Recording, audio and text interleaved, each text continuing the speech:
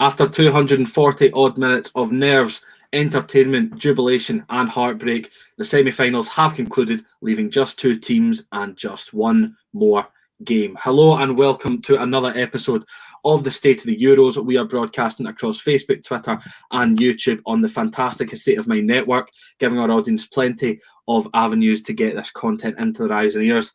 My name is Jack Donnelly, and we have got both semi-finals to discuss on today's show before we look ahead to Sunday's final, which will sadly bring this incredible tournament to an end. Joining me to break down the action is firstly Mr. Cameron Wanstall. Cam, I don't want it to end, mate. Well, the Euros, no, me either. It's been absolutely brilliant, the whole tournament, until one team's in the final that we don't really want to be there. So it could end on a really sad note, but we'll see what happens. You and I are definitely not conveying our allegiances for the final already by our choice of... I know. It's a little bit embarrassing that we're matching, but you know what? It's such a good top that it's allowed. You know what? I'd love to see the reaction from some of our mates, because we will get absolute pelters for it. But absolutely. You know what? Bring them on. I'm not too fussed about that at all. No, not am I, mate. Don't worry. Also joining us today, not in an Inter Milan shirt and a nice wee Fred Perry number, Stuart. Is that It's just a plain black top, yeah. There we go. We love that. I missed the Inter Milan memo at that. I'd not one if I'd known that. I gave you plenty of warning. I told you I was wearing this top, and you said you had a Juventus one stashed somewhere, so you could. I couldn't find it. I was looking for about 30 minutes. I think it's gone. Shocking. How are you feeling then? How are you going to fill the days without any Euro 2020 matches to look forward to? I don't know, to be honest. It's going to be weird. It doesn't even feel like it's been on for nearly a month, to be honest. It only feels like a couple of weeks. But I don't know. Probably try and take up some other hobbies or something. Well, I mean, League Cup comes back tomorrow, so we've as soon as one competition ends, another begins. Another good competition close to home. Now I know that there are going to be a lot of unhappy viewers in today's stream. That minds will be fresh on last night. Believe me, none of us were really too happy about it come 10:30, but we do have to talk about it. We're just going to delay it as much as possible. So we're going to cast our mind back to 2 nights ago when Italy and Spain met in the knockouts of the European Championship for the fourth consecutive iteration of the tournament. And after looking kind of below their usual standards for 120 minutes or so, Italy got revenge for their 2008 elimination as they won in the penalty shootout against Spain to send the team to the final. Cam, there's a lot to unpack in this one, a lot of fantastic moments. But firstly, before we even get into the game, one of the most exciting moments of the tournament, the remote control car come back. It came back. I know. We were talking about, literally, you mentioned it on the podcast right before that car's gone missing. Where's that wee car? You were screaming. You were waking up in the middle of the night talking about it. You were messaging me for February about it. It's drenching sweat at 4 a.m. just waking up thinking of that wee car and when it was going to come back. We saw it in the opening game between Italy and Turkey, and we hadn't seen it since. I was really worried. I know. I know what, it is actually a little bit disgraceful that they didn't bring it back for every single game. Like, it's my least favourite moment of the tournament, is it not being there for the other games. But it's back now. That's what matters. I'm sure it'll be at the final as well. And that's what matters on the biggest stage of all. Yeah. If it's not, I don't even know if I concern myself with watching the final, to be honest. No. That'll be the final straw. The final 100%. Straw. I like that. Mm-hmm. That was good. Now, I just had a theory about it. I think it genuinely is Lorenzo Insigne's car, and after that, he got it impounded. And that was him just getting the keys back to for the semi-final. But I reckon they wheel the ball out on it, they wheel the trophy out on it come at the end of the 90, 120, or whatever it will be on Sunday. But it was just that reaction from our group chat. It was you, myself, and another couple of the boys instantly at the same time just celebrating because the car was back. It was I believe, Stu, did you not jump in like a minute later? Like, you saw it later, stuff like maybe like 30 seconds, just car. That was yeah, it's just car. That's fantastic. Unbelievable. Right, we probably do have to talk about the actual game at some point, but Struan, before we get into the specifics again, like we said about the quarter-final between Italy and Belgium, this was just a hugely entertaining game, one that you just couldn't bear to take your eyes off of. Yeah, it was absolutely fantastic, to be honest. The two teams were incredible going into it. I know there was quite a few doubts about how Spain would perform and how good Italy had been up to that, but over the course of the 120 minutes, you'd probably say Spain were the better team.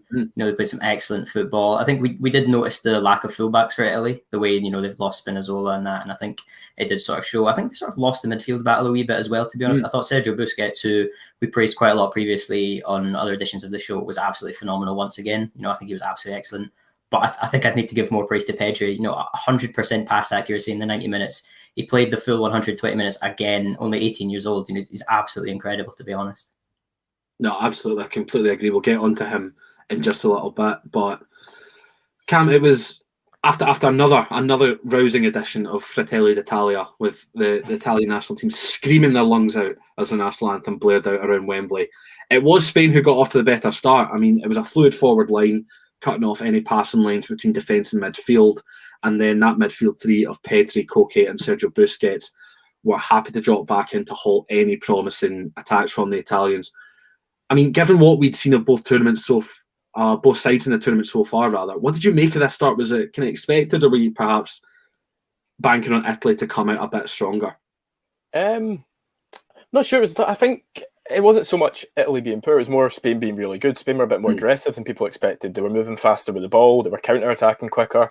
They were probably playing at a faster pace than they had all tournament, including that 5-0 win against Slovakia. But yeah, the only time they were caught out early on was when Unai Simon ran out and got caught out, and it got played to Immobile, and he kind of just fluffed his lines, as we've already talked about on the show. Seems to be quite, a bit wasteful from the edge of the box, even when there's no goalie in the goal. But yeah, Spain had a lot more of the opening chances. Dani Olmo was really impressive at the start as well. I thought that was my initial thought, that he had a really great start. I think he actually had a good game. Sadly missed a penalty, of course, we'll get to that. But yeah, more Spain came out the blocks quickly than Italy being sluggish, I thought. And Struan, you mentioned it yourself there, the absence of Lorenzo Spinazzola. We discussed it on the show on Tuesday. It was always going to be a problem. But the bulk of Italy's attacks in the opening 45 still did come down that left-hand side, but it was Emerson advancing them rather than Spinazzola, and still providing some good link-up with Insigne. You saw kind of the best chances of the half for Italy come down that left-hand side. Emerson in an advanced position, cutting across. Immobile couldn't get it out from his feet in time, fed it to Barella, blocked on the edge of the box. And there were another couple of close ones. I think he hit the bar as well, just close to the halftime whistle. But considering how stifled they were elsewhere across the pitch, should they have started kind of diversifying their attacking portfolio on the night? I mean, you had Federico Chiesa playing on the right-hand side initially, and I felt like he was really underutilised for the player that he is, especially in the first half. Yeah, I think again they just sort of stuck to that left-hand side. There was a couple of moments earlier on where Emerson played the ball through. It was just offside. I think he could have played a bit earlier. And I remember there was one moment when he sort of moved into the middle, and I was screaming to play out to the right. I think it was Chiesa open, and he just sort of delayed and lost it. There's a couple of occasions where I thought, if that was Spinazzola, would have possibly been played a bit earlier. But I guess as well, Italy have played so much through that left-hand side. We've seen the link up with Insigne and Spinazzola, and I think it must be quite difficult to suddenly change that up, and it's possibly something that they might use in the final, to trick England, thinking they'll be coming down the left, and then suddenly they'll use the right, because as we say, they've got a lot of talent down there. Chiesa has been absolutely fantastic. He scored some absolute crackers this tournament, but again, his goal in that game actually came from the left-hand side, sort of cutting in, so I think it's just sort of how they're playing at the moment. I think they really favour that left-hand side because they've got a lot of quality through there. And Cam, it really was, looking at the opposite side of things, that Spanish front three that were the kind of showman of the opening 45. I mean, whichever two of Oyarzabal, Ferran Torres and Dani Olmo, whichever two were out wide in an attack, they would pin the fullbacks out wide, create that extra space for Giorgio Chiellini and Leonardo Bonucci to cover in the middle, which allowed Pedri and Koke, and whichever of the three was in the middle, to have that extra space to run into, and also almost kind of overload the defence. So there was some really, really nice individual performances in that first half. I mean, Ferran Torres just easily skipping past Jorginho before a low shot just went wide of the post. Pedri putting some absolutely exquisite through balls through on a plate for Oyarzabal. He couldn't get his feet right in time and ended up being cleared. But there was some really, really promising signs and some really nice football being played by Spain on the night. Yeah, no, definitely. Like you've said there with Ferran Torres and Pedri, but even Dani Olmo as well, I thought done well. Especially when he was in the middle, like when he was the false nine, sort of dragging about the centre backs. He had a few shots all game. Quite unlucky not to score, quite frankly. Pedri, like I say, also I know we've already mentioned about Pedri, was different class. Like I've not seen enough of him this season to be on the hype train as much as other people, but he was genuinely out. You would not have thought that was a wage. Is he 18 still? 18, yeah. He's still 18, and he just absolutely cruised that midfield. Like my player of the match. I've seen that he might be getting a young player of the tournament. I think that'd be fair. Yeah. He was absolutely outstanding. Even it wasn't just the passing and creating, as you say, it was also just the getting the ball forward, carrying the ball. It was also the getting back defensively. There's that one where I think he was sort of the main creative outlet in the attack. Someone else lost it. It went to the other side of the pitch, and he was still there to sprint, chase it, and win the ball back and restart the attack again. And that's not what you expect of your typical Barcelona centre midfielder, but it's what you've got in him. He's almost all action. I think Sean McGill used all action for describing Leon Goretzka, but Pedri's a bit like that, to be honest. I think he's got that energy. He's got that kind of, I can't believe I'm 21 and I'm saying youthful exuberance in the player. That really is depressing. But you know what I mean? Like, he's just so happy to flit about the pitch and cause problems in any sense of the word in terms of going forward or defending. I think there was one moment, I can't remember if it was normal time or extra time. He picked up the ball, he danced out of a really tight area, laid the pass off, and then it went backwards, and he was fuming. He was absolutely fuming because he's so forward thinking as a player, and he's just wanting to get that ball up the pitch in the most effective and efficient way possible. And it's really, really gratifying for a lot of Spanish fans to see there's a young player, one of the youngest players to have, I think potentially the youngest player to play for Spain at the Euros at 18. Yeah. I think there was something around that. And the plaudits that he's getting, I mean, Luis Enrique himself said he's never seen a player perform like that, not even Iniesta. And that is just a glowing recommendation, a glowing commendation for the young man. And I'd bank on him to... something tells me he's going to have a good career. I don't know about the pair of you, but I could probably bank on him being a decent player in the future. One that I actually pinpointed before the games, before the tournament started. That was one of my 5. I mean, I'm not going to claim that one as much as I did Locatelli, but I'll still claim him a wee bit. Yeah. I mean, and halftime came and went, and although the flow of the game at the start of the second half kind of started going from team to team a bit more, each team kind of back and forth a bit. Spain were still forging the chances and looking to put themselves in front, but that was until Gianluigi Donnarumma picked up the ball from a save, released Marco Verratti, and it was a really, really clinical counter-attack that ended up with Italy going 1-0 up during a fantastic goal from Federico Chiesa, very well placed, and even being able to pick up the ball and find his spot after Immobile was intercepted by Laporte. Yeah, it was once again Chiesa coming up with a big goal for Italy, and a really important game. And I love those kind of counter-attack goals, to be honest, just at pace going at teams. I think they're just so satisfying to watch, and I think it just sort of highlights how talented this Italian team are. We've said previously how goals kind of come from anywhere and how they can score all kinds of different goals. And that sort of approach to the counter-attack was absolutely incredible, to be honest. And I think that once again highlights, Chiesa is a really young player as well. He's had an excellent season at Juve. He's sort of overshadowed by, of course, likes of Cristiano Ronaldo, etc. But he is such a talented player, and he's sort of becoming that main outlet. I think in the Italian team in the future, he will become that main man in that front three. He's just so talented, to be honest. And as well, Verratti, I think, has been incredible. He didn't actually start the tournament for Italy, but he's just becoming into that midfield, become undroppable, really. Yeah, I feel he's one of these players that'll just fly below the radar, Verratti, isn't he? Like, he'll just go and do the dirty work, but then progress it as well. He's been really, really good. I think the point you make about goals coming from anywhere in the Italian team is very well made. I think Italy are the first team at the European Championships, I saw this stat, to have 5 players score at least 2 goals. So I think you've had Immobile, Sensi, Chiesa now as well, Locatelli, and the final one escapes me if anyone watching. I think Immobile's got 2, or Insigne. Oh, it's Insigne there. There you go. I said it. Immobile, Insigne, Sensi, Chiesa, and Locatelli. So absolutely fantastic to see an Italian side that can just realistically get a goal from absolutely anywhere. I mean, just Cam, speaking of these counter-attacks, I mean, that seemed to be Italy's plan from the beginning of the match. If Spain were going at them, Italy were happy to kind of replicate their performance from the second half against Belgium, sit in, and then let a clinical counter-attack come off. Kind of seen a few in the first half and then seen this one come off. Was it just a matter of time before one did? Yeah, I think so.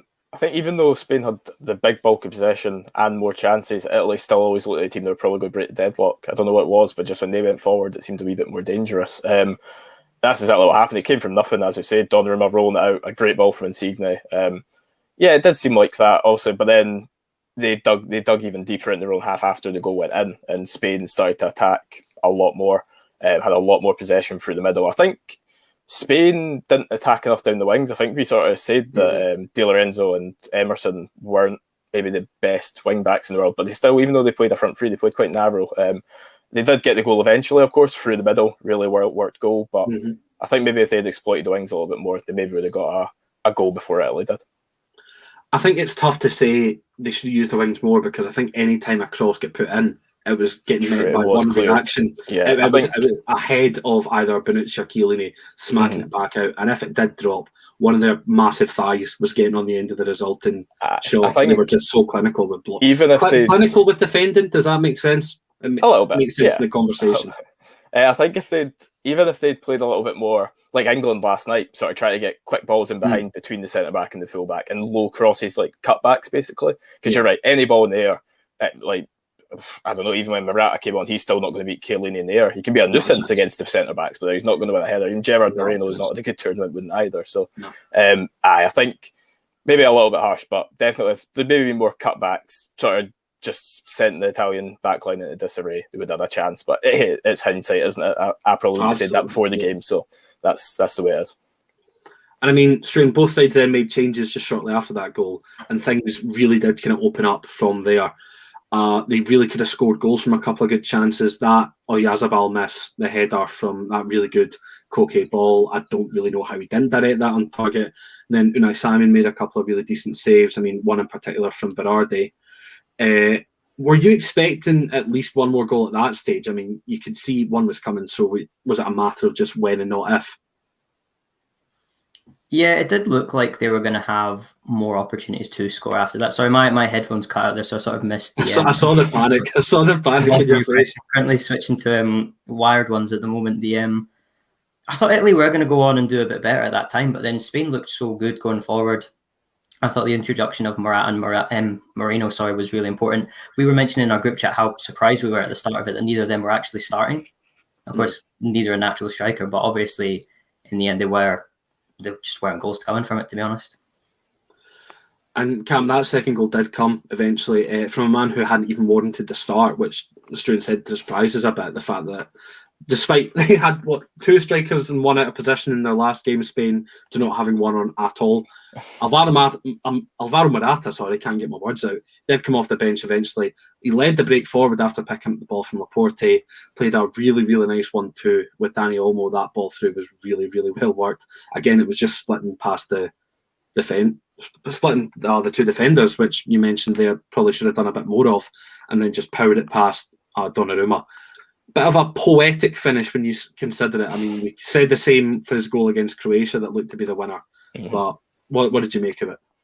Well, obviously, we know now that not quite as poetic as that goal against Croatia.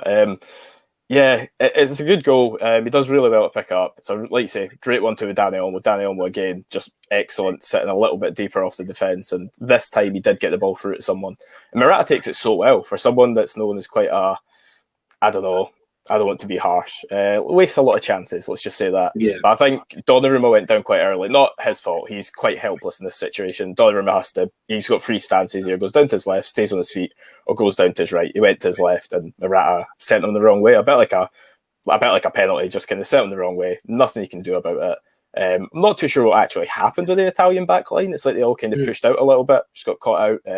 A rare mistake from that back line, but a really nice goal, probably an underrated goal actually. It's just been a bit forgotten because of what happened next.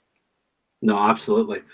And that's how it finished at normal time. Struan, that it did finish as 1-1. And I think I started to worry for extra time, especially for Spain, because that's 3 from 3 in terms of knockout games that they took to extra time. They were going to have played 360 minutes by the end of the game in across their last three. But despite that, they still continued to push, and they looked the more dominant side even in extra time. Yeah, they looked really good in extra time. I was thinking the same thing about how they'd gone to extra time so many times. Were they going to be a bit knackered really in the game? Were they still going to be able to compete at the same tempo? But they were really good, to be honest. I think Enrique handled the game really well with his subs. Busquets coming off.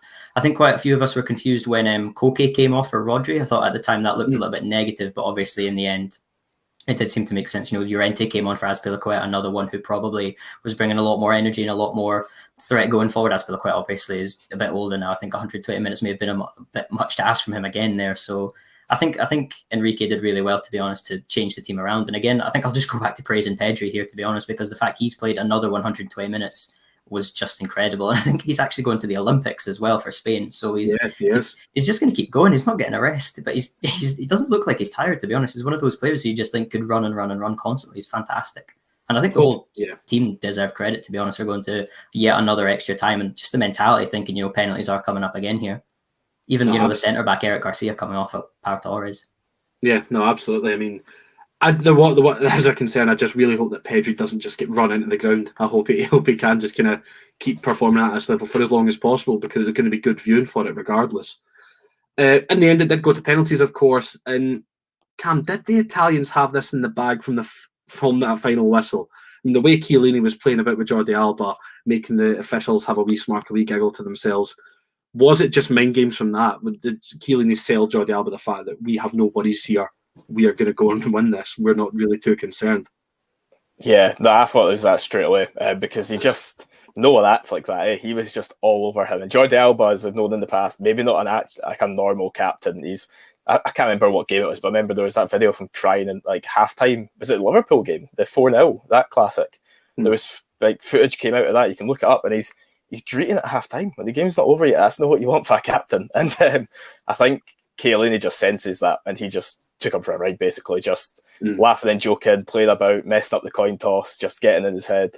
And I think that probably went back to the Spain camp, who looked completely disorganised for the start. Enrique was choosing who takes the penalties on like a tactics board. It's like they'd never been a penalty shootout before. I don't know what was going on. But total mind games. And even when Locatelli missed, you still just kind of went, come on, though, this is Spain. Like they're not the most experienced team. They're not the most calm under pressure team. And from that point, even when Locatelli missed, I think we're all still thinking Italy might still have this one in the bag. It just never seemed like they were going to lose this game in 90 minutes, 120 minutes, or on penalties. Mm-hmm. I feel it wasn't so much like I wasn't really a bad penalty from Locatelli. It was just a good save. A good save. Unai Simon, who's I feel like kind of flown a bit under the radar in terms of being a solid keeper at this tournament, despite that absolute howler from the back pass. So even after that miss, Dani Olmo then went on and missed. Morata went and missed, which is makes it a bit of kind of uncomfortable viewing. Yeah. And then just, I think I've seen a tweet that described it as cool as a polar bear's toenails from Jorginho to seal the win with his classic hop, skip, and jump, sending Unai Simon the wrong way, and having the goalkeeper applauding before the ball had even hit the back of the net. So, Stuart, entertainment value in that shootout for sure. Oh yeah, it was absolutely fantastic, to be honest. Those penalty techniques, we see Jorginho do it a lot. Bruno Fernandes from United kind of does a similar one, and it's when it comes off, it just looks phenomenal. I was watching with my brother at the time, and he was just applauding it as well. Basically, it was the final penalty in a shootout like that, to do that was incredible. And as you say, Unai Simon was just applauding it because it was fantastic. And I did feel sorry for Morata. I think a lot of people in the back of their minds were thinking, the way he's been criticised quite a lot during this tournament, don't miss this penalty. Come on, you can do this. And obviously, it wasn't the best. And I feel a bit sorry for Olmo as well, because I think he was absolutely fantastic in that false nine role. And then I think the fact that he missed the penalty, I saw quite a few people on Twitter saying, oh, what a terrible performance and stuff like that. But I thought he was great. I think that penalty really just sort of possibly a few reactionary calls saying, he had a bad game. But I thought it was absolutely excellent. And it is what it is. But yeah, it was just really good from Italy to go from there. I love Bonucci's penalty as well, to be honest. I thought that was a really good one. And yeah, I think they deserved it. I think you're right with Unai Simon, though. I think he's been absolutely fantastic. Building up in recent years, the likes of David De Gea, who's just sort of been getting worse and worse as years goes on. In comes a new goalkeeper. Of course, the years of Casillas, Spain have been really gifted in that department. Victor Valdez as well, of course. And I think Unai Simon is going to be the next goalkeeper. It looked like it might have been Kepa at one point, but he's actually left Bilbao. And Unai Simon was his replacement at Bilbao, and he's coming to the national team. And I think he's looked really good, to be honest. He's really good with his feet. Obviously, he did have that own goal, which wasn't great, but then in the same game against Croatia, he made a couple of fantastic saves. And I thought, again, against Italy, was really good, to be honest. He saved the first penalty in the shootout. What more can you ask, really? Especially when you're the team going second. I think he gave his team a lot, to be honest. No, definitely. And if they do have that final at Wembley to look forward to on Sunday. But Cam, just a word on Spain before we move on. I mean, I certainly didn't expect semi-final appearance from them in this tournament, and I'm sure a lot of people were thinking the same. But they can kind of go into this kind of next 18 months ahead of the 2022 World Cup, knowing that this is a crop of talent and a really decent group of players that realistically will be even better come that tournament. I mean, I know you've kind of got the old heads like, Jordi Alba, your Cesar Azpilicueta, but there are players coming through that can take those places. I mean, you think Jose Gaya is usually kind of preferred to Jordi Alba on the left for Spain majority of the time anyway. So it's a really kind of positive kind of time for Spain. It's a really kind of exciting period and potentially could be right up there amongst the top competitors at the World Cup.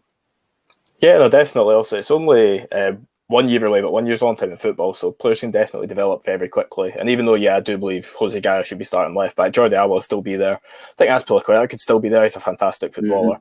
Sergio Busquets will hopefully still be there. He showed how brilliant he was. If he doesn't retire, then he's still there. I think by the next Euros at least, if they've maybe not quite got it by the World Cup, because there'll be other teams from different continents, other better teams too. But for the next Euros, definitely. We talked the other day about how Belgium, their players didn't peak at the same time. This Spain team, a bit like the team of 2008 to 12, they will all peak at the same time. They're all roughly the same age, a very young team. They'll all be like 25-ish, maybe Pedro like 21 sort of thing by the next Euros. It'll be really exciting to see how all those players crop up. Other players can come in from anywhere as well. And there's one or two players they left out that probably should have been there. So, really interesting time for Spain. I think they'll win another trophy sooner rather than later, but I don't know, international football, anything can happen, I suppose. No, you're absolutely right. We've seen that time and time again, especially. We need to talk about it now. I'm sorry. I know you boys won't be too happy with it, but we do need to get onto the game that sent everyone south of the border into absolute raptures. And I'd imagine there were a few bosses with a few angry phone calls this morning. It sent most of us up here in Scotland in a fair share of fits and grumbles, but England reached their first international final since 1966 as they saw off Denmark at Wembley, courtesy of a Kane strike that followed a penalty miss. Cam, the result we all kind of predicted, but the one that we didn't really want. Yeah, no, absolutely. Just a bit. I don't know. Like, they did deserve it. I'm not denying that. They have the best 26-man squad at the tournament. Maybe a case for the best 11. They just look so dangerous all the time. That's even like at the start of the tournament, they were really sluggish, as you expect from some teams in the group stage. Most teams that win it don't have good group stages. But they look so dangerous up top. Like Saka, Kane, and Sterling, their link up was unbelievable. That's not even including players like Mount and Shaw. Sterling was a constant threat. Kane was dropping deep and yet was still probably the most dangerous player in the park. Saka was unbelievable, and you've got to think he might be dropped for, I don't know, a Sancho, a Grealish, a Rashford for the next game. Like, you take out Saka and you put him one of those three. Like, it's almost like a cheat code. It's unfair. It's genuinely unfair. But no, it kills you but you've got to give them credit. They were absolutely fantastic. Gareth Southgate got it pretty much bang on once again. He's really proven it out was wrong. I am happy personally for Gareth Southgate because he seems like an honestly good, honest man and does things his way, doesn't listen to critics. He just does what he wants, and he's got him to a major final, so you can't criticise him whatsoever. Tugging at my heartstrings, Cameron, you know how much I need to support honest men when and where possible, but just not sure it fits the same, but it's not in the black and white. It's true. And on the game itself, I mean, from the first whistle, England were right at Denmark, pinning their attackers back in their own half and eliminating the kind of bigger threats, especially the likes of Joaquin Mela, who I thought was unusually quiet considering the tournament that we've seen from him, the praise that we lauded on him in our last show. Was this kind of what you expected coming into the game, or were you expecting Denmark to kind of go at England a bit more from the first whistle and to be a bit more end-to-end? I think it's kind of what I expected. I expected England to dominate the ball and Denmark sort of sit back and try and catch them on the counter-attack. And I think there were times when they did look threatening, but anytime Denmark kind of got into that final third, I thought they were just sort of closed down by England. I think Melee was quite well handled by Kyle Walker. There was a couple of times when the ball sort of went to the byline and Kyle Walker just saw it out. I think England knew what they were going to do, to be honest, as well. I think the home advantage definitely helped. But I think by 78 minutes on the clock, the Danish team was absolutely shattered, really. I think it just showed how much work they were doing defensively. You know, quite a few of them had to go off with injuries. I think they made all 5 before the 90th minute. And the time England had only made 1 themselves. So even going into extra time, you just knew this England team was a lot more fitter. And I think it just showed, to be honest. I thought Denmark did really well at times. I think they held out really well defensively. They were solid. But at the same time, it just sort of, there was that sense of inevitability about England. Even when Denmark took the lead, you just sort of felt the way England responded. Kasper Schmeichel made that excellent save from Sterling, but you still sort of thought, yeah, there's a goal coming for England. And then a couple of minutes after that save, there was the own goal that came through. And I think you couldn't really complain about that, to be honest. Cam, it took maybe about 20 minutes or so for Denmark to start kind of getting a foot back in the game. I mean, it was a couple of shots from range, leaving Jordan Pickford a bit nervy in England's goal, but the game really seemed to be falling the way of the Danish before that free kick that did, of course, open the scoring, and what a free kick it was, courtesy of Mikkel Damsgaard. Oh, outstanding. Oh, it's a brilliant free kick. Also, I know it's not in the corner. I totally get that. And I think Jordan Pickford has a lot to answer for. I know. So the Danish players, I think they put 3 in a wall to block his view. But sorry, just out at the side, and then they moved in quickly when he's about to the free kick. They didn't expect Damsgaard to take it. So I get why Pickford was caught out, but I still think he has to do better. Like, it take nothing away from the free kick. It's got so much power with that technique that is so difficult to do. Mm-hmm. But Pickford, it doesn't help his little T-Rex arms, that shout. That like, I'm not saying that's true. I'm just saying that shout, it doesn't help him at all, because it did just seem like any other goalie might have just tipped that over. It's like his footwork. I actually don't think it's his arms. I think it's his footwork. I don't think he gets across quick enough. He should be more alert. Like, you must be able to hear the ball even in a busy stadium. You should be able to hear the ball being kicked and go, hold on a minute, I should be moving over here. And he's waiting until it's pretty much at him. Like, it's quite poor. But no, not to take anything away from Damsgaard, because it's such a good free kick, and it's like further out than I thought it was actually as well. Yeah, fantastic goal, and that was probably our best moment of the tournament for about 9 minutes. Yeah, I mean, I remember I just couldn't stop laughing when that goal went in. I mean, David Kelly commenting on YouTube there, Pickford for that free kick, by the way, he's brutal. There you go. Fair enough. Can't really argue against that, to be honest.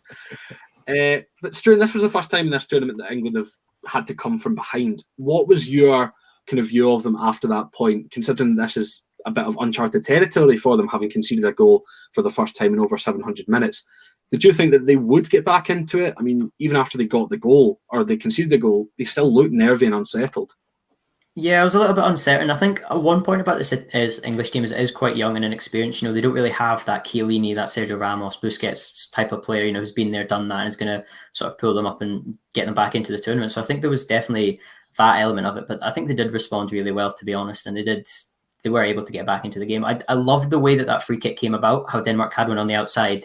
They played it into a big group of players, 1-1 closer, and then went and scored the free kick. I thought that was absolutely excellent, but at the same time, I think it's quite incredible that this England team haven't conceded so far, because as we've all sort of pointed out there, Jordan Pickford is not the best. If you watch him the past season for Everton, it's not the best goalkeeper. I think quite a few people thought he might even be dropped for the likes of Dean Henderson or Sam Johnston, who are in the team. So I think I don't know if they were possibly very lucky to keep 5 clean sheets into this point. I think you would have to give them credit as well for defensively being solid, but at the same time, I think a goal was coming, and I think another day, I think you've got to criticise the goalkeeper for that. But I think England did respond really well to going behind. Was it 9 minutes before they got the equaliser? 9 minutes, yeah, exactly. As I mentioned previously, I think there was just that sense of inevitability that, they were just attacking so much. They had so much of the ball. It just looked like one slip up at the back for Denmark, or just possibly one great pass, which Kane sort of did provide to Saka to play across. It just sort of looked like it was coming, to be honest. And it did come indeed, Cam. It was those 9 minutes later. I mean, you said it yourself, Kane was dropping back, and he played an absolutely perfect ball through to Bukayo Saka, who was, again, really, really bright down that right-hand side, despite the fact that a lot of England's focus was up the left, with Raheem Sterling being a constant threat, like you said again. I mean, he then attempted the low cross, as you said. Italy potentially could have done with a bit more of that in their match.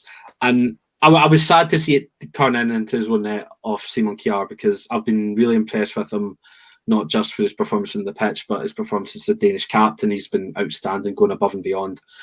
And you could definitely see what he was trying to do, clear it over his own bar, but just couldn't get enough on it. I mean, it was unfortunate, but it was a bit of a deserved equaliser. Yeah, no, absolutely. Well, 60 seconds before, England should have had that equaliser. Like, Schmeichel, I know it was fairly close to him, but he still does amazing to save Sterling's effort from just a few yards out. From basically the same situation, a cutback. But this time, Schmeichel was beat. It was, again, brilliant play from Kane and Saka.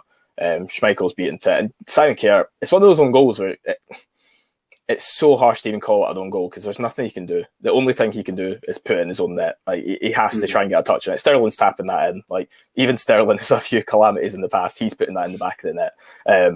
Simon Kerr could do nothing about it. He has to try and clear it. It's really unfortunate, but it shouldn't play on his mind. He knows that. It's not his fault. So, but yeah, like you say, it was definitely coming. England deserved an equaliser at that point. They'd been on top for most of the game.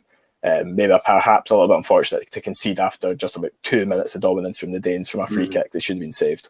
But yeah, perfect time to score as well, just 5 minutes before half-time about. And I think even as they went into the second half, they were on top, making more chances. And that's when the Danes, as we've already said, got a bit leggy. And England just didn't really look like losing from that point on. Yeah, that was it. I mean, Stuart, the goal kind of came from a rare foray down the right-hand side. We hadn't really seen that a lot with England because a lot of their focus was up the left through Raheem Sterling. I mean, there was an incident involving him that we were just kind of not addressing the elephant in the room realistically at this point, but potentially kind of focused on the left to target the weaker of the two fullbacks in Brunsteiger Larsson rather than Joachim Mela. But realistically, he could have put any fullback up against Raheem Sterling on that night. He was absolutely unplayable. Yeah, Sterling has been absolutely excellent this whole tournament, to be honest. I think the way he didn't have the best season at Man City, and I think quite a few people were possibly questioning, is he a good option? I think at the moment in that England attack, you've got Kane and Sterling who are guaranteed starters, and then you're choosing between one of Saka, Sancho, Grealish, Foden, or Rashford. It's a bit ridiculous, the options up front, but I think Sterling he's a first name on the team sheet at the moment. He's undroppable. He's been absolutely excellent. And I think he completed more take-ons last night than anyone has had in a game this Euro so far. He was just so dangerous every time he got the ball. I think going back to the Ukraine game, his pass into Kane to get the first goal was absolutely excellent. He's just such a threat off either the left or the right wing.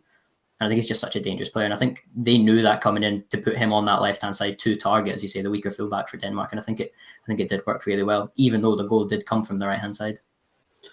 I mean, moving on from that, Cameron, for the remainder of normal time, it just became an increasing case of backs against the wall for Denmark. And after 90 minutes, Kasper Hjulmand had used all 5 of his substitutions. Southgate had just 1, and he had 5 players still to bring off the bench in extra time. And even at that, every single one of the England players was looking fresh. They were looking hungry. Heading into that extra time period, did you ever think that it was going to reach penalties? No, not really. I think we all knew England were going to win. I think Denmark, to be fair to one or two of their players, like Martin Braithwaite, I'll give it to him. I thought he was energetic the whole game, strong. Thought he was the only player maybe that could have done anything against England. Like his counter-attacks were really dangerous. I thought he had a really excellent game, if I'm being honest. Quite unlucky to go out here, but no, England were just so... they were under the cosh. Denmark were under the cosh completely. They were just under attack. If any other goalie other than Schmeichel probably would have been wrapped up before then, probably before the 90 minutes even, because he again had an outstanding game. But yeah, England just kept pushing. We've already, I don't need to list them again, we've listed all the players that came on, and they were just so dangerous the whole time. And the way England won it was not how they should have won it. They had so many chances to win it properly, and then they won it by, I don't even want to say it. No, well, I mean, I'll save you the trouble in a wee minute, but Struan, just before we get to that, Cam was right on the money saying any other keeper apart from Schmeichel would have potentially conceded 3 or 4 at that point. Just an unbelievable showing, despite the fact he ended up conceding 2. But he was really kind of doing everything he could to get Denmark over the line. Yeah, I thought he was absolutely excellent, to be honest. I think Kasper Schmeichel is probably one of the most underrated, if not most underrated goalkeeper in world football. I think he's absolutely excellent. I think the fact, obviously, knowing who his dad was, I think he's never going to be as good as his dad. That always sort of is there. I don't think he made his Denmark debut until he was 26. I believe that came out recently in the last Euros. I believe he was third choice goalkeeper as well. But he's been absolutely phenomenal, to be honest. The whole way throughout this tournament, both on and off the pitch, I think he's been excellent. Made some cracking saves. The one we mentioned just before England did get the equaliser against Sterling was excellent. He's got such a strong arm. I know that may sound a bit weird, but we've seen so many times people get that shot off for a goalkeeper, and to be able to stick out an arm and be able to stop the ball and get it away, I think is so impressive. We watched back to the FA Cup final that Leicester City won. He was probably man of the match in that game as well. Back at Wembley again, he's just phenomenal, to be honest. And I think Denmark are really lucky to have a goalkeeper such as him. And I think had it not been for him last night, it probably would have been wrapped up potentially in the first half, to be honest.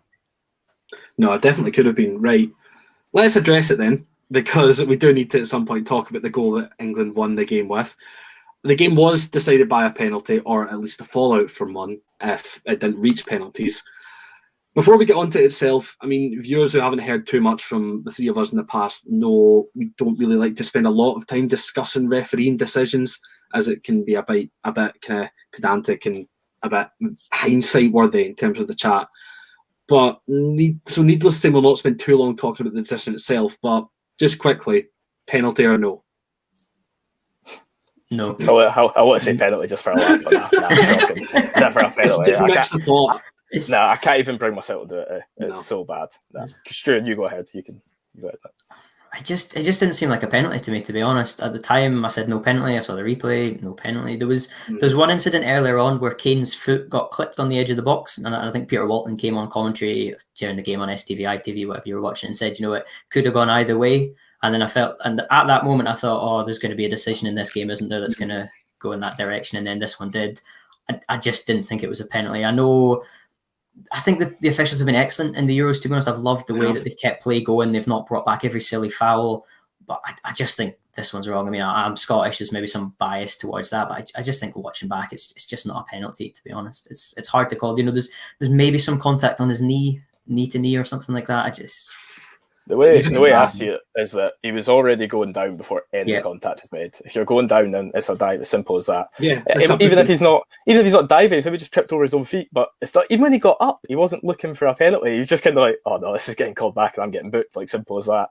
And because it's not clear and obvious or whatever, it's not been called back. Also, just want to say quickly, Peter Walton. Stu mentioned him there.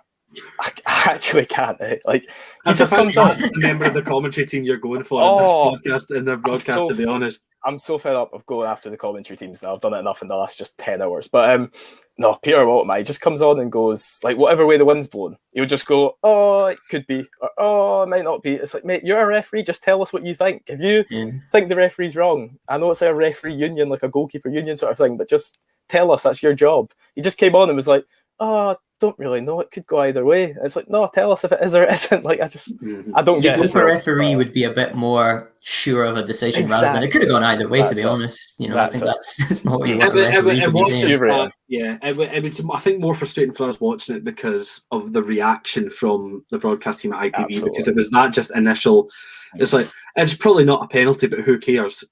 That's not the impartial reaction that you're looking for. And I believe Graham, our friend Graham Sinclair, called it. He went, they're just going to pin this on decisions that have went against England in the past. Literally straight away, commentary team did it. Ian Wright did it. They were like, yeah, but we've had stuff go against us. It's like, no, be fair and impartial. Like, I know you're excited, you can celebrate the win, but just admit that is not a penalty. You don't even have to say Sterling dived. Just admit it's not a penalty. It's not a penalty. Yeah. Not to get too controversial, but I believe there was also 2 balls on the pitch at that point, and I believe play has to stop if there are 2 balls on the pitch. And actually, in the same game, there was a moment where play got stopped because there were 2 balls on the pitch. So there's also that, just to add to whether it was a penalty or not. Play maybe should have just been stopped. It's a lovely contentious topic, isn't it? VR decisions. I think David Kelly with a comment there. There isn't a debate. It was a dive. They're through, so it doesn't matter. But it was a stinking dive. VAR should be binned if that isn't overturned. Well said. I can't disagree, to be honest. That's something. Sorry, Jack. Just before you go, like that. People are talking about clear and obvious. I still don't understand that. Surely just give the right decision. I don't get why is that a rule? Clear and obvious. Then you guys know. Genuinely, I don't know why that's a thing. I think they just want to go with the referee's on-field decision, and unless it's a really bad call, they don't want to change it too much or something. I don't know. I think Denmark having a chance to reach a major tournament final is more important than the referee's feelings. You know what I mean? If the referee gets it wrong, he should be told he's got it wrong. Even if it's a hard decision to get. Actually, seeing the referee's angle, I get why it's a penalty. I probably would have gave it too, but then I would be expected to go to the VAR screen and look at it and overturn it. Just tell him to go to the screen and he'll get it right. I don't see the problem. That's what I say. Why have VAR? Yeah. The fact that he didn't go to the screen, they never told him to go to the screen. Anyway, we need to move on from this. Move on. Kane ended up missing the penalty. It was a woeful penalty from Kane, to be honest. But Schmeichel, he saved it, but he probably could have pushed it wide rather than pushed it back in to centre, and Kane could turn in the rebound. I mean, Struan, it had been a kind of fairly below standard performance from Kane. I know the ball through to Saka was good, but I mean, I found him quite similar to Immobile the other night as well. The fact that he just kind of led the line without really doing much of anything. But it doesn't really matter when you score a winner like that. Yeah, I don't think he was the best in that game, to be honest. But as you say, he did get the winner. His name will be in the headlines. I think the Danish defense did really well. I'm pretty sure every single one of their three centre halves had some sort of injury in that game. I think Christensen went down about 3 or 4 times with his hamstring. There was one time he cut the ball out, which was an absolutely excellent interception, and he just stayed down after. You just thought, you love to see that. That defender is literally. He's just clearing it no matter what. He's hurt himself. Kier went down. He went under that challenge from Maguire earlier on, where he sort of took an arm, an elbow, a forearm in the face. I'm not sure exactly what part hit him, but that probably knocked him a wee bit, and he kept playing, and he did really well. So I think they deserve a lot of credit for the way they did manage to keep Kane quiet that game. And at the end of the day, it was a penalty that broke the defense. A penalty that broke the defense. To be honest, that England got the goal from. And I think, as you say as well, Schmeichel, I think he had an excellent game. It's tough to say, but I think he possibly should have done better with that. If you can save the penalty, you need to clear it or, hold on to it or something like that. Pushing it back into Kane's path is just it's almost pointless to save it that, but it is pointless at that point. You know what, I was going to say that's true. I think I saw someone say earlier, so this isn't my point. I honestly can't remember who said it, sorry, but it's like he tries to catch it. It's like he does try to hold it, whereas maybe, it's one of those like split sides. It's easy for us to sit here and say that, but he maybe could try and push it wide. He's really unlucky, but just what Struan said basically. No, and that was it. That ended the game, and it was a sour note to end the game on, realistically, because they had another 16 minutes to play after that, and realistically, it was all for naught because it was the same kind of thing. England were just happy to sit 10 men behind the ball, and they did, and Denmark, just for the love of them, couldn't really produce the same amount of quality as they would have done with perhaps their first string team on the pitch, because the amount of influential attacking players, the likes of Dolberg and Damsgaard, they'd already been taken off for various kind of cramp and injury problems that Struan already mentioned, so they just couldn't muster anything else. But Struan, despite Denmark's early promise and impressive shows throughout the tournament, they fell short, but they should feel massively proud of themselves in terms of what they've been able to achieve on and off the pitch, realistically. Oh, unbelievable from Denmark. Absolutely unbelievable. Obviously, we know the Eriksen incident was horrible, really. And they lost their opening 2 group games as well to Finland and Belgium. And I think probably everybody had written them off at that point. I don't think anybody would have even said they'll be getting out the groups. And they've made it all the way to the semi-finals. And at the end of the day, they've had so many injuries throughout this tournament as well. Poulsen did his hamstring. He was not, I don't think he was fully fit. I don't think the likes of Kjær and Christensen were even fit going into this game. Other injuries that likes of fullback Daniel Vass only came back from injury at the second half of this match as well. I think they've been absolutely incredible, to be honest. And at the end of the day, they've gone out to a semi-final. They were beaten by a team who were at home at Wembley, and it will be a dodgy decision, unfortunately, which is what will be remembered. But I think they've been absolutely incredible, to be honest. I think they've been every neutral's favourite team. If you've had a team in the tournament that have gone out, I think a lot of people have sided with Denmark, and I think they'll be really proud. We've seen in the comments earlier on in this video that they do have a young team. They will be back, and I think they'll be a team to watch in the World Cup. They're in our group as well, Scotland, so we'll get to see them play our team a few times. Lovely. And I think they really are a team to watch, to be honest. They're the top seed in our group as well. I think they're a really talented team, and I think a lot of people will just take to Denmark now. I think a lot of people will start watching their games because they're not a big name in football. They're not a Brazil, a France, an Italy, a Spain. They're not a big name that we've known growing up or anything like that. Of course, they were successful in the 90s during the Euros, which Kasper Schmeichel made the point about, has it actually come home? Because, Denmark have won the Euros before. He received quite a few boos last night, actually, anytime the ball came to him. He did, yeah. I'm really looking forward to watching Denmark in the future. I think it's a very good team, and I think they'll definitely be back. I think in the next Euros, they could be a real threat. No, absolutely. I completely agree. Talking of threats, though, Cameron, I mean, hearing the roar of the crowd at Wembley, the delirium of the ITV broadcasting team, the reaction from the players and staff at full time, they really do think that this is their year, and it's becoming increasingly hard to argue against it, much to our disdain. It's sickening, but no, it really is. They've got the best team at the tournament, no doubt about it. I think if they turn up at the final, everything's went their way this tournament. Everything. I don't mean that in a bad way. I'm not saying lucky. I'm not. But I just mean everything's went their way. They've not had any real injury crises. Harry Maguire and Henderson are both coming back. Harry Maguire starting. Henderson's been influential off the bench each time he's came on.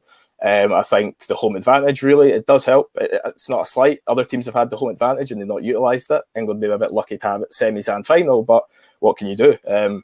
Just things have went their way. It just seems like it's all just pushing towards England getting their first trophy since '66, and can't really fault them. Also, we're not happy about how they've won that game, even if they deserved to win it 2-1 probably. Not happy about how they've won it, but they definitely deserve to be in the final, as do Italy. I think the two best teams in this tournament have reached the final. And it'll be really exciting to see how it plays out. Obviously, we're wanting one team to win. It gives us, that's something that's good about England making a final. It does give us a team to support. Like, it does give us it gives us an angle to actually care about the game, I suppose. But hopefully it's still a real entertaining game for the neutrals that maybe don't care so much. But fair play to England. They've been excellent with their clean sheets. I think it's really important. Schumer, you were saying that earlier about the clean sheets and you don't know how much Pickford contributes. I think it is more the defence than the goalkeeper. Pickford's made a few good saves, but most of them are just camera saves that he makes look better because he can't hold on to the ball.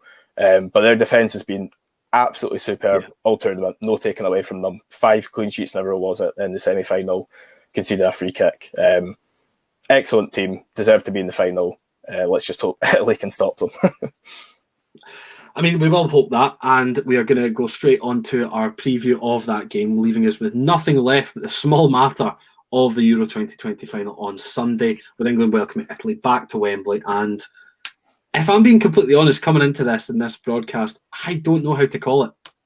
I honestly don't. So I'm hoping that having a chat with the pair of you and reading some comments from our viewers is going to help me settle on a decision come 10 o'clock on Sunday night rather. Struan, both sides are coming into this having played 120 minutes midweek. So, I mean, fitness shouldn't really come as too much of a concern, should it? I'm not sure. I think last night the England team did look really fit. I don't know if that was just because Denmark were perhaps a little bit unfit. Obviously, they had injuries and stuff like that. It's quite hard to call. I think the Italian team is a little bit older. You know, Bonucci and Chiellini are both into their 30s now. I'm not sure if they'll be all right. I don't know if it'll have a real effect on them, to be honest. Chiellini's not really played much this past season through his injuries, so I'm not sure how much of an impact that'll take. But I think a lot of the players in that Italian team are really experienced. You know, they've been to finals, they've been there, done that, and I think they can definitely cope with it. I think, as we mentioned as well, the England team does have more depth than the Italian team does potentially, given the injuries that Italy have had throughout this tournament, losing both their first choice fullbacks, I think is not ideal, and as well some other issues throughout the team. But it's hard to call, really. I guess there's the argument as well that Italy have had an extra day. They played 2 days ago, England played yesterday. I'm not sure if that's really going to contribute much to it or anything. So it's hard to call. I think possibly if it goes to extra time again, I think I would probably give England the edge just because they have looked a lot more fit. They've not done anywhere near as much travelling as well. I think the only game they didn't play at Wembley was in Rome in the game against Ukraine. So I think that's possibly a contributing factor to that as well. Cam, looking at the two squads, I mean, England probably have the deeper well of talent, and I mean, potentially the best well of talent in the entire tournament. I mean, when you can leave players like Phil Foden, Jack Grealish, Jadon Sancho, Marcus Rashford, Reece James, Jordan Henderson, Ben Chilwell, all these players on the bench, that's a worryingly talented group of players. I mean, that said, Italy's squad have been together for a number of games now, a number of years, and they've amassed an incredible reputation under Roberto Mancini, over 30 games now in a row without losing a game. I mean, who would you give the edge to in terms of just like the squad of players that they have available to them? When it comes to squad of players, probably England. When it comes to substitutions and the like, probably England. Italy's players that they bring off the bench, good players playing Serie A, most of them, but not quite the same talent as England. Not too different, though, that changes the game entirely. I think the big advantage, I hate to say it because it's sort of the whole 12-man thing, bit of a myth sometimes, but I think the home advantage is massive. There's going to be a lot more English than Italian there. It is going to be a massive, massive impact on this game. And it's a shame that it'll come down to that rather than quality, probably. But I do agree with Stuart, if it goes to extra time, England again probably have the edge despite just the resilience of the Italians. I don't know. It's such a tough one to call. It really is. I've seen some comments come in and I don't know if that's changed my mind because I can't decide. You need to give me a minute for a prediction. Definitely when it comes to talent in the squads, England probably just edge out on talent. Yeah. Struan, we've been interested in midfield battles for a lot of this tournament so far. We've seen some fantastic ones, no less in the last kind of 2 games for Italy up against Belgium and Spain. But this one's set up to be one that's a completely different level. I mean, you would imagine it's Verratti, Jorginho, and Barella up against Rice, Phillips, and Mount. Surely we're in for a treat. I hope so. I don't think it'll be as free-flowing as the Spain-Italy was in the midfield. I think the England midfield is a lot more defensive. I think that's also contributed to how they've played with they've had so many clean sheets. They've played with 2 defensive-minded midfielders, and I think Possibly Henderson and Bellingham possibly a bit unlucky to get in, but I think Rice and Phillips have been really good. They've just been solid, to be honest, the whole tournament for England. I love the Italian midfield though. I think it's so talented. We mentioned previously how somebody like Locatelli might not be able to get in because of how good that midfield is, but I think I'd give Italy the edge in the midfield. I think theirs is more talented, but at the same time, I could easily see it be where England might revert back to the 5 at the back, possibly try and hit them on the counter-attack the same way they played against Germany. I wouldn't be surprised if they do that at all and possibly sacrifice the midfield to give that extra man in defence for them. Cam, I mean, Stu makes a point about defence there. I mean, both sides do have a sort of defensive reputation at this point. I mean, could we be reading too much into this in terms of it being a fairly open, free-flowing attacking game? And could we perhaps be expecting maybe a kind of cagier, tighter affair with maybe one goal deciding it? Maybe, yeah. Definitely wouldn't be shocked if that's the case. I think Italy's midfield, as Stu said, there's a bit more dynamic.